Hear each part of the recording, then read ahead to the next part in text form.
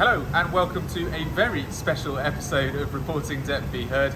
Trial isn't sitting today, we're on a 10-day break as I'm sure you're aware, and I have come to a very special place. That's the White House. To record the beginning and the end of this particular update.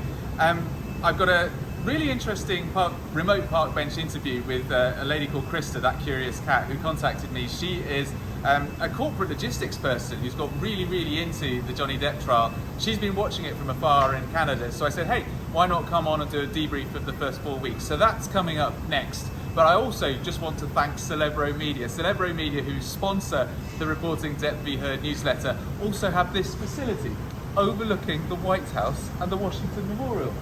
I'm getting goosebumps from standing up here. I've seen this shot so many times throughout my life and career as a journalist, but never actually stood here and looked over the White House for real. So this is quite special for me. Thank you very much to Celebro, and do enjoy this remote park bench interview. I'll be back at the end just to tell you what will be going on over the course of the next 10 days while court isn't sitting, and give you a pointer for what's happening in the final 2 weeks.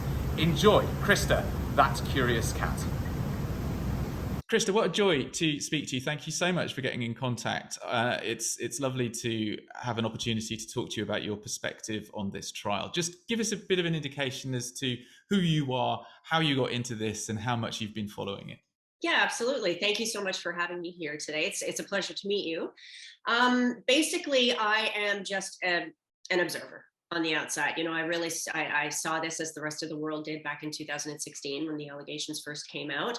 I wouldn't necessarily say that I'm a Johnny Depp fan or an Amber Heard fan, if you will. You know, I've seen both of their movies, but there was certainly no leaning one way or the other. So the subject line fascinated me. You know, it seemed a little bit out of character from the 30 plus years that we had seen of Johnny Depp. So it certainly intrigued me. The UK trial from there, and you know, you hit fast forward, and I've been watching and catching up on a lot of you know, the things that are out there in the public forum. When leading up to this trial and the defamation case, that really was when I really dove in. And as an unbiased observer, wanting to know what actually happened at the UK trial, and what are the facts and what are we seeing. So it just fascinated me. The social conversation as well fascinated me regarding the Me Too movement and the timing of when the allegations first came out and how that shaped and evolved over time. And of course, the conversation right now with the domestic abuse victims or survivors, if you will, and the frustration around, will this, if it turns out that Amber was, there was maliciousness there and it was a bit of a fraud, what she was saying, how will that impact domestic abuse victims coming forward in the future? Will women be believed going forward? You know, there's a lot of impact straight across the board, separate from the salaciousness of two Hollywood actors that are, you know, sharing all of this stuff on a grand scale right now. So it's a fascinating trial for sure. So yeah, sorry, go ahead. No. I was just going to say, I stumbled into this in 2020 when the trial came to the UK. And I immediately became sort of aware of the wider cultural import of it. Whilst there are gruesome and intriguing details that are coming out in both court cases, it is those cultural fault lines which you've identified, which I think make this very, very interesting. I was speaking to a lawyer in a previous Reporting Depp v Heard update, and he was saying that this could be as big as O.J. Simpson, the Rodney King police officers who were cleared, or even the Michael Jackson trial, in terms of the fallout from it, the waves that will generate through our society. But I'm intrigued as to what you thought of the 2020 trial. So you got into this after that concluded, but you went back and had a look.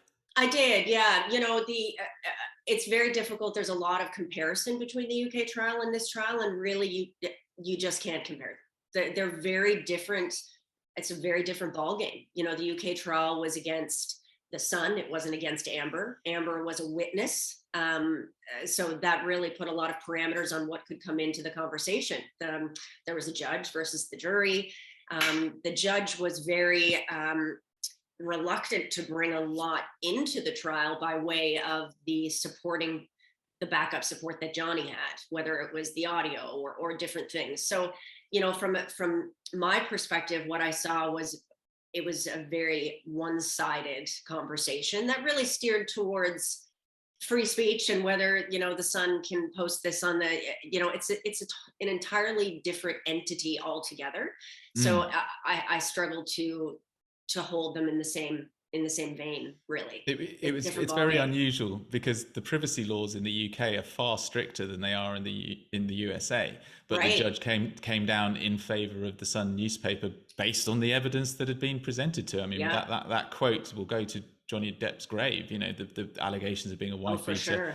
A UK High Court says are substantially true, but I agree this is an entirely different ballgame over in the US. Not just because it's a jury trial, and not just because Johnny Depp and Amber Heard is the defendant in this, but because it's being televised. Because every single second of, nearly every single second of what happens in court is immediately broadcast around the world to millions and millions of people who are all having their own takes on it.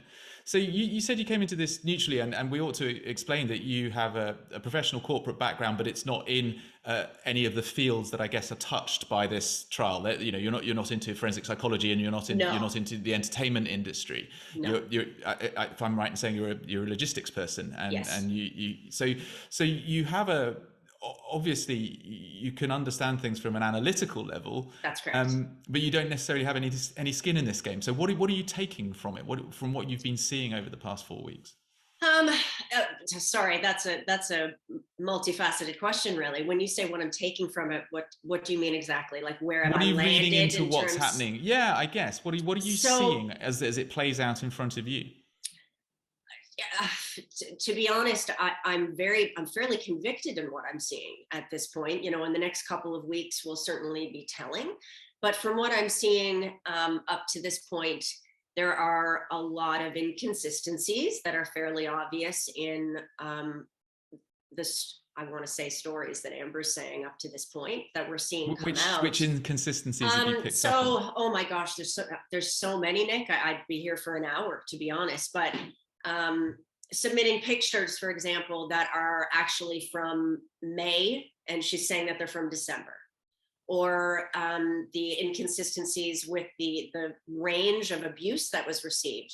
I think it's changed 5 times, and each time new stuff keeps getting added, And I think the biggest problem that I have is right now, of course, we had Johnny's case in chief, and of course, it's going to be weighted more towards Johnny. He's going to present his side of the story, but we have Johnny's testimony plus witnesses to corroborate various things, including 4 LAPD officers who, for all intents and purposes, have no skin in the game, because I know Amber's counsel are really focusing on a lot of the witnesses are paid. They're on Johnny's payroll. So their argument about the LAPD was that they were sloppy. Yeah, it's a stretch, I think. I really do feel that's a bit of a stretch. So based on what we're seeing from that, we've got witnesses who are corroborating it, plus the audios, and sure, Johnny's got some texts where he talked pretty awful. We can all agree that.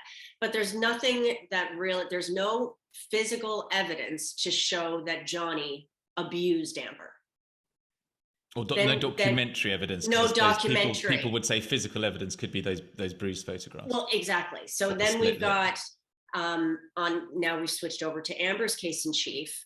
And the first witness, Dr. Hughes, that came out was very disappointing, I have to say. And I'm not sure, I found her at least for Amber's case, I found her very disappointing. So there was no, I would have expected a doctor to sit there and say, I did an assessment, I evaluated based on X, Y, and Z that brought me to this ultimate conclusion. And I found that Dr. Hughes' testimony was essentially a rehashing of this Amber's story. It was just rehashing everything that Amber told her firsthand, which if you rewind to Dr. Shannon Curry, she'd already laid the platform regarding this personality disorder, that there is tendency to exaggerate. Did you not think it was coincidental that she basically rehashed Johnny Depp's story? So the forensic psychologist for Johnny Depp entirely supported Johnny Depp's perspective, and the forensic psychologist for Amber Heard entirely supported Amber Heard's perspective. Yes, but there's a difference though. I found that Dr. Curry, although it did support Johnny's perspective, it was supporting it based on the assessment and the testing, and it was legitimate things that she was saying. Whereas Dr. Hughes, I didn't find focused on any testing or any results. It was just actually speaking verbatim. Well, he did this almost as if she was sitting in the room watching it. Okay. It was firsthand. That's how I felt. It was firsthand. Yeah. The whole time I thought, okay, so are you going to discuss what your results showed? Mm-hmm. That's what I was thinking the whole time. It was just very focused on rehashing every story. So I didn't find it credible. And then what about Amber herself? Amber, oh boy, that's a loaded question as well. I think with anything in life, when it comes to people, especially when you're talking about strong emotions, you can feel what they're feeling for the most part. Any person that has any modicum of empathy, especially on such a difficult subject. You know, when I was watching Johnny speak, you could feel what he was saying. I didn't feel anything with Amber. I found it inauthentic. I found it put on a little bit, over exaggerated a little bit, which I really struggled with. And to be honest, obviously I'm a woman. I don't not want to believe a woman when they come forward with such allegations. And these were heinous allegations that she's saying. So lengthy, detailed, and over a long period of time. Right. So you don't want to. Your first inclination is to want to believe when somebody says these things, and I just I didn't find them credible. The inconsistencies that were being said throughout the story, that there was perfect detail that was thrown in that almost felt contrived, but yet lack of. So I struggle also when you think about, she's a very good documenter. So she'll take photos of Johnny sleeping or of bottles being thrown over, but she won't take pictures of her sliced up feet or her, right? So there's a lot of things that I find just don't make sense to me. They just don't make sense. So what I think the cross, and of course I'm not a, I don't know the ins and outs to be able to rhyme off dates. I'm not that crazy involved in all of this stuff. I can just speak on a large scale that I do feel there are a lot of inconsistencies. And I think that when we get to the cross-examination, it really is going to be telling, because I suspect that we're going to see Johnny's counsel come forward with a lot of impeachment and a lot of, the backup proof for these inconsistencies. So just explain impeachment. Just explain impeachment to a UK audience, because we don't really have a good concept of that over here. So the impeachment, it sounds a lot more grandiose than it is. I mean, it's certainly not going to land whoever is impeached in jail or anything like that. But impeachment is essentially a fancier way to point out that your statement is inconsistent. You said X at this time, now you're saying this. So it lends to credibility. And I think the most interesting thing about the remainder of this trial will be the witnesses in support of Amber Heard, because their credibility, whether they're being paid, whether they are friends of hers, whether they are blood relatives, or whether they are independent, straight up neutral witnesses, will, I think, go a long way towards either corroborating her case or blowing it out of the water. Yeah. You would expect that her witnesses are going to have something to say. Yeah, I would hope so. Otherwise, I'm not really sure why she allowed it to get this far, to be honest, because she would have had to have known that it would just get blown up, her case. So I'm anticipating there has to be something while she's, while it's her presentation or her whatever in chief, whatever they call it. I would have to assume that there's going to be somebody that is unbiased, that isn't a mother or a sister or something that can corroborate her story. We'll see. But at the end of the day, there's been I think in the beginning it was fascinating because everybody focused on, regardless of whether there's truth here, regardless of whether they're mutually abusive or one was abusive and one wasn't, it all fell down to the fact that it was defamation per se. And Yes. can that be proved? And when you strip away all of that white noise that's surrounding this case right now, when it falls down to defamation per se, can Johnny sufficiently prove that? So that alone is fascinating. But when we're looking at it as a jury of peers, and we know based on statistics that they'll sway towards who they feel is more believable, it'll be fascinating to see. And I think from my perspective right now, Johnny is more credible. That's where you are now. Yeah. And one thing that I spoke to an attorney about was the bar that Johnny has to cross to win his defamation case. Yep. And if the jury think that at any stage in their relationship he did hit her unprovoked, yep, then the case for domestic violence and certainly the truth bar is made out. And so the multiple allegations it's even bigger are really than interesting. It's even more complex than that, because you're speaking in terms of, did he hit her?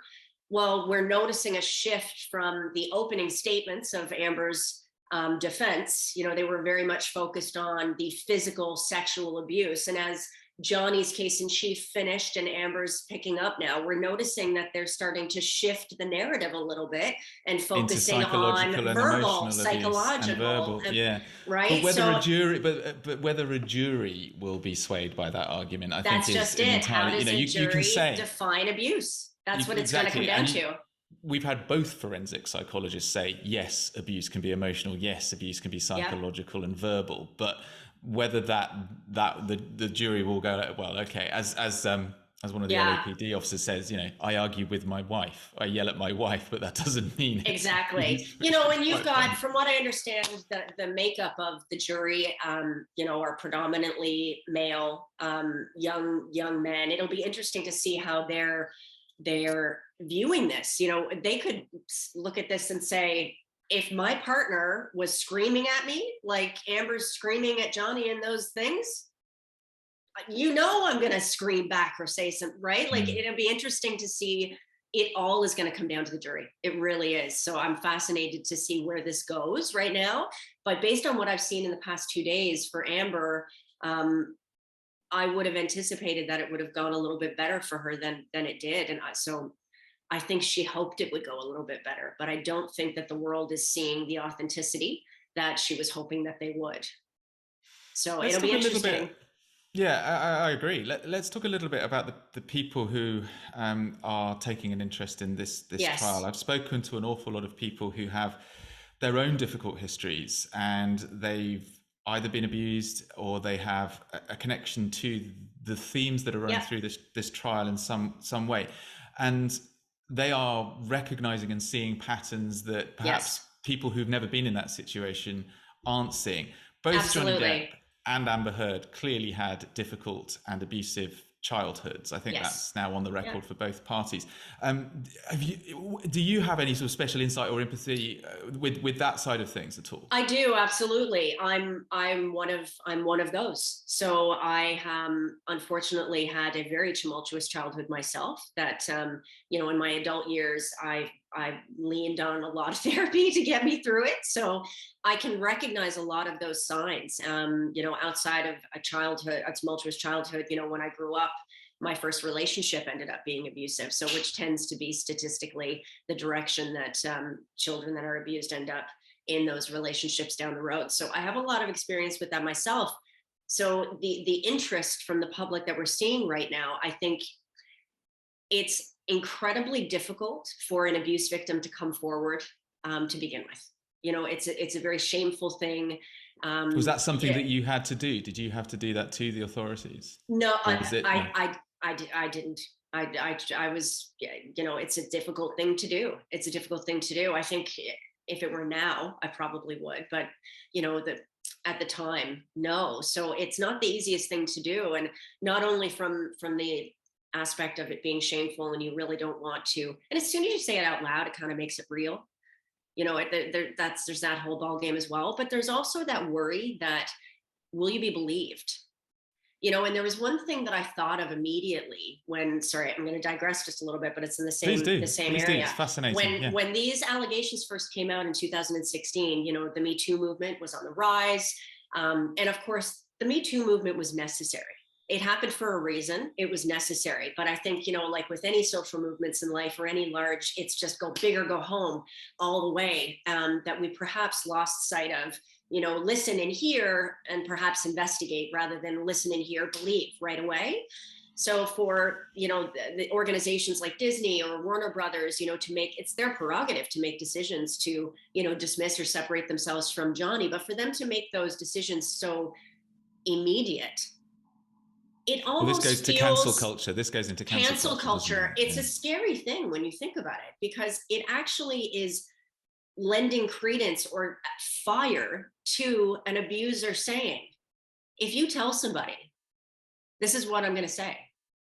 A lot of the victims are afraid to come forward because their abusers threaten, if you tell anybody, I'm going to do this. Counter allegations. And all of a sudden, the actions of Disney just knee-jerk, impulsively making that decision, or Warner Brothers, or whoever else we're talking about that takes part in that cancel culture, it's reinforcing that statement of, why would an abuse victim want to come forward? They'll be so afraid that, I'm not going to be believed because my abuser can say, if my abuser says it first, or if my abuser, right? It reinforces that, which can get a little bit scary, I think.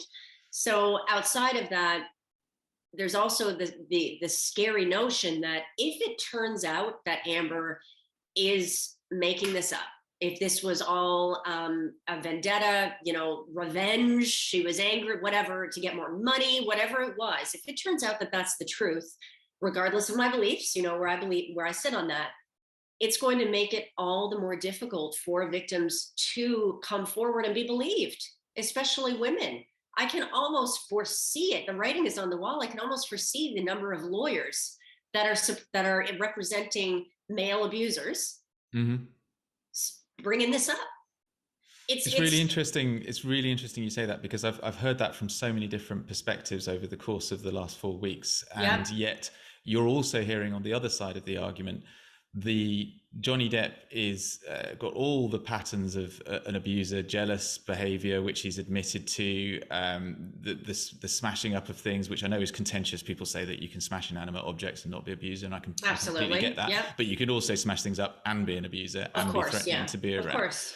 And so you've got people saying, well, this is him continuing the abuse by other means. She dared raise her hand as a victim, and now he is going after her to publicly humiliate her, put her on the stand and talk about her experiences of being sexually abused, so that the whole world can hate on her and not just it's an angle. It's an angle for sure. I mean, I think the past, what year are we in? 2022, this started in 2016. I think the past 6 years have shown us firsthand that Amber was believed. She was believed wholeheartedly. Johnny's career was essentially ended.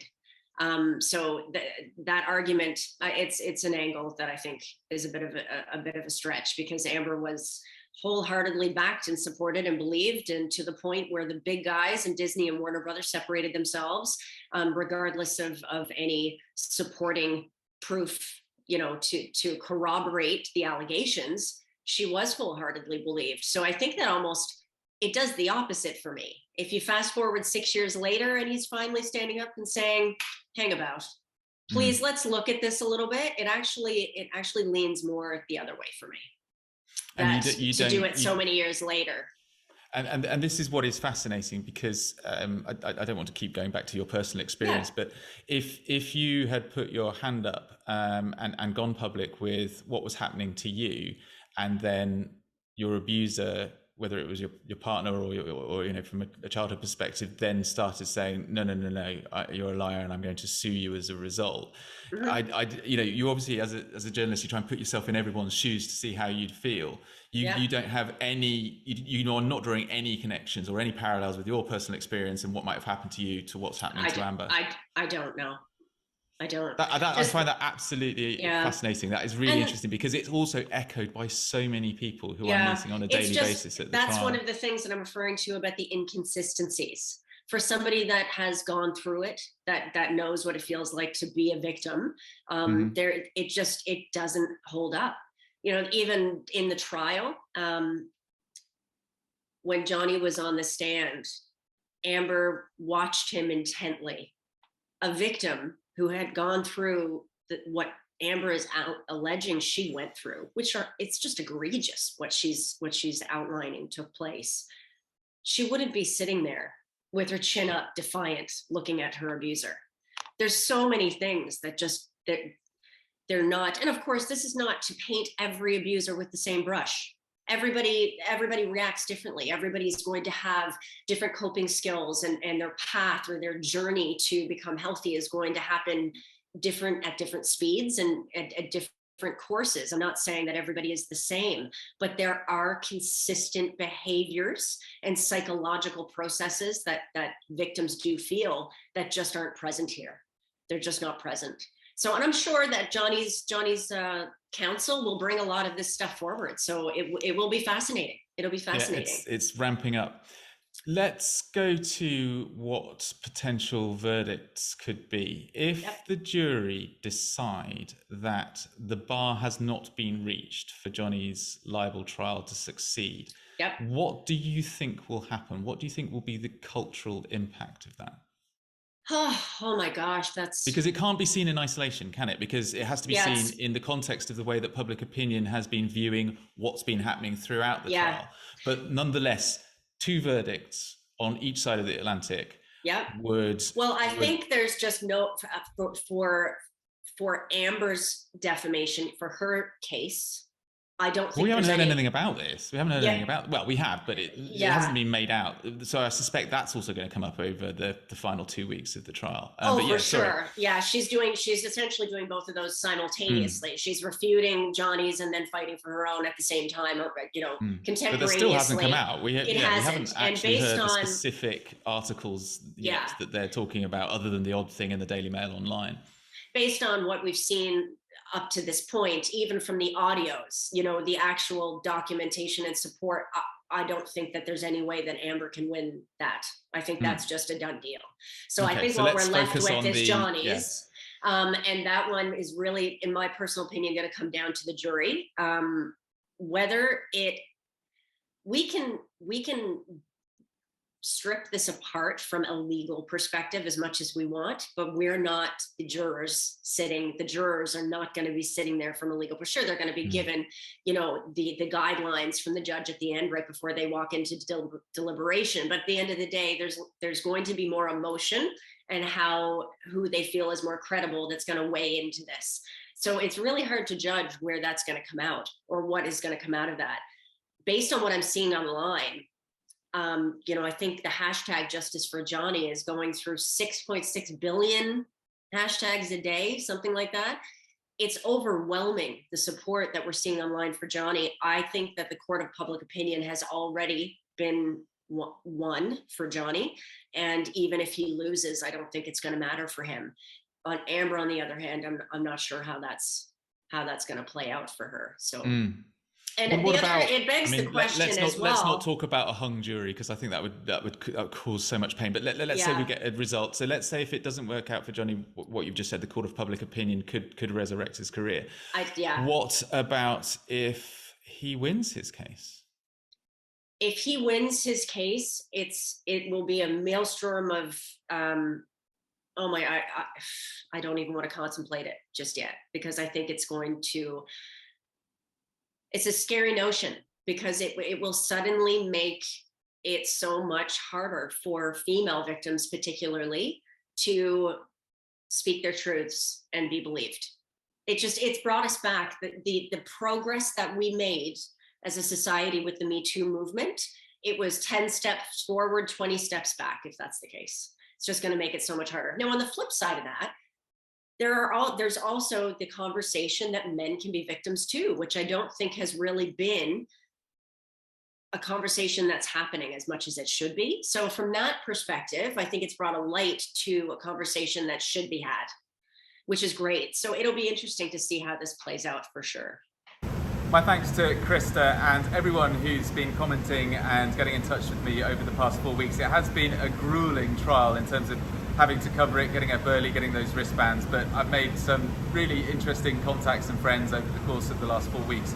Now we are in a break, so there is going to be no more trial until the 16th, that's Monday the 16th of May, and trial will be starting at 9 o'clock. The judge, Penny Ascarate, has said that trials will be starting at 9 o'clock for the remaining 2 weeks. She wants everything wrapped up by Memorial Day, and I think actually she said closing statements will be on the final Friday before Memorial Day. If you want to support the work that I'm doing, you can go to reportingdeppvher.net. That's reportingdeppvher.net/newsletter. You can sign up for the newsletter, so you'll get a newsletter every day that, of course, is sitting with a roundup of the day's events. And of course, you can watch on YouTube or listen to the Reporting Depp v. Heard podcast. Thank you very much. And just come and have a look at this shot one more time. Bring the camera over. How cool is that? That's brilliant. You take care, and I'll be back next week. Bye.